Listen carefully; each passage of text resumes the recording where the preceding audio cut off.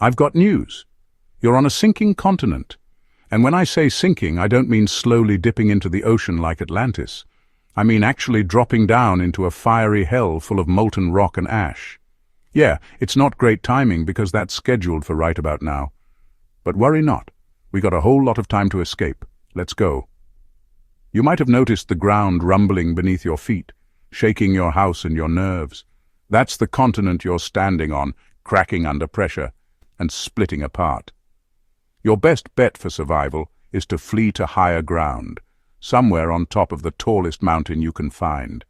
After all, this continent is destined to be the new bottom of the ocean.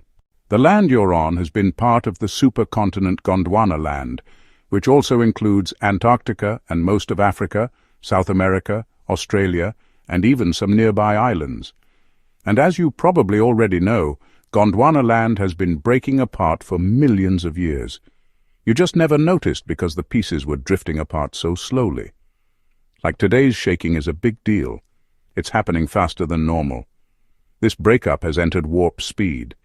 In fact, this region of the world is being pulled apart by two tectonic plates. There's the Antarctic plate, which carries most of Antarctica and is moving north at 7 centimeters per year. And there's the African plate, which is doing much the same thing, although it's heading a little northeast at around 4 centimeters per year.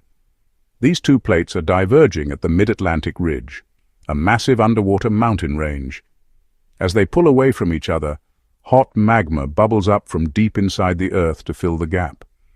And along with it comes volcanic action, earthquakes, and lots of heat. The result is the formation of new ocean floor. So while your old continent is crumbling into the sea, future generations will look back on these events and see that their world was remade. What's happening to Gondwana Land is pretty similar to what happened to its ancient counterpart, Pangaea. About 175 million years ago, Pangaea was the largest landmass on the planet. It held together until the early Cretaceous period when it started to split apart. First, the supercontinent broke into two separate pieces, Laurasia in the north and Gondwana Land in the south. And then over the next 60 million years, those broke apart too, creating the 7 continents we know today. It's almost like our current continents are in the middle of breaking up. In fact, scientists think they will continue to shuffle around until there are only 2 large land masses.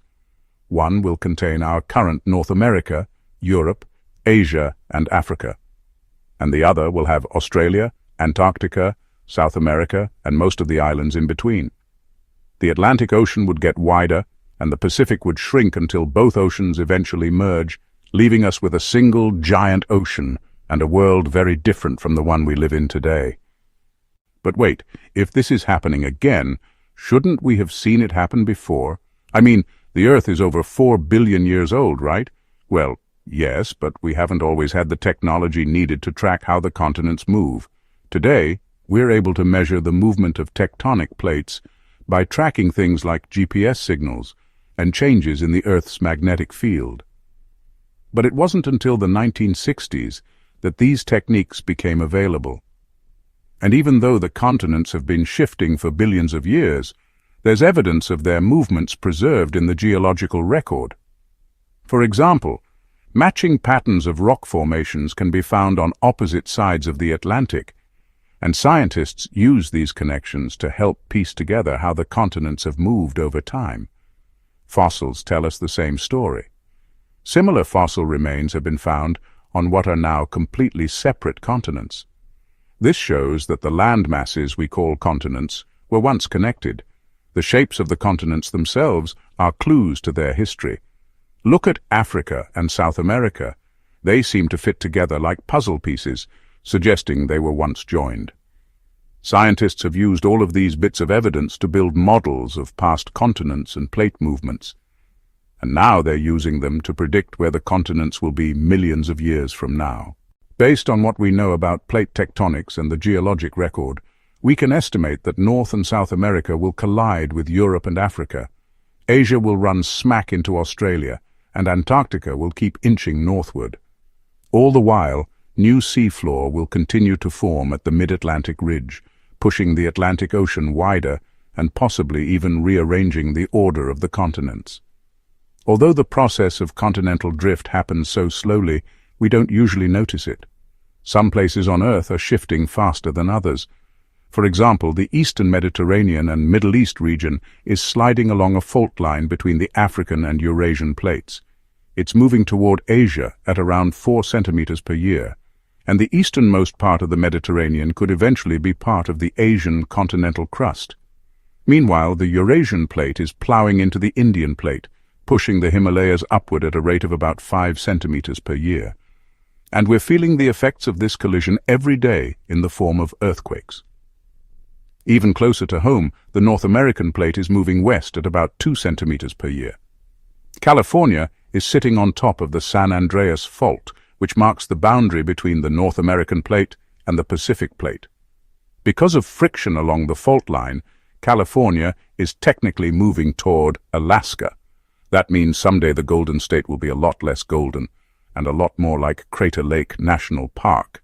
This continent you're currently standing on is really in a race against time. You've got to find higher ground, like right now. Don't worry though, you've got options. You could hike up Mount Kilimanjaro, the highest point in Africa, at 5,895 meters high. Or you could head across the ocean to the highest peak in Australia, Mount Kosciuszko, which is 2,228 meters above sea level. And if that's still not enough, you could always fly to the roof of the world, Mount Everest, the tallest mountain on Earth at 8,849 meters. Once you're safely perched on the summit of your chosen mountain, you'll have plenty of time to gaze out at the view. The landscape will look a bit strange. Just hours ago, you saw everything quite differently. In fact, the ground shifted so fast you didn't even notice it happening. But after a few minutes, you might notice something weird. The horizon looks a little off. The flat line where sky meets Earth isn't straight. It curves down in the distance, making the land look like a giant rolling wave. That curve is called the horizon's vanishing point, and it tells us the land is warping. The mountains you're standing on are no longer where they used to be. They've been pushed up or down by the shifting crust. So the horizon isn't really flat anymore, it's bowed. And since the continents are still moving, this view won't last long. Soon the land will shift again and reshape the horizon. And if you're lucky enough to survive the initial breakup of the continent, you'll be able to witness these changes firsthand. In a few thousand years, your descendants might live in an entirely new world. If you climb high enough, you'll see the continents forming and reforming, colliding and separating. At that height, you'll see the Earth in a way few humans ever have, a world forever changing, always moving, a world where no two moments are exactly alike. Now that you know about the do's and don'ts of surviving continental drift, why not learn about a few other disasters that might befall humankind? Click here to watch our video on the heat death of the universe, or click here to watch this other video. Don't forget to subscribe and leave a comment below to get more videos like these. See you next time.